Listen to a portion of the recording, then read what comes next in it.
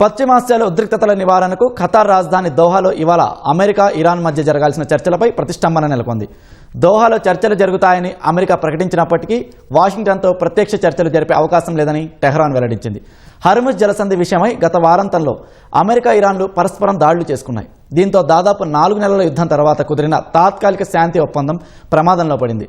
చివరికి ఇరు దేశాలు దాడులను నిలిపివేసి ఖతార్ వేదికగా చర్చలు జరపాలని నిర్ణయించినట్లు అమెరికా అధ్యక్షుడు డొనాల్డ్ ప్రకటించారు.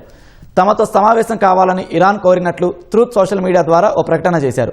చర్చల ప్రత్యేక ప్రతినిధి స్టీవ్ విట్కాఫ్ ట్రంప్ అల్లుడు జారెడ్ కుష్నర్ ఖతార్ వెళ్తున్నట్లు శ్వేతసౌధం మీడియా కార్యదర్శి కరోలిన్ లీవిట్ మీడియాకు తెలిపారు.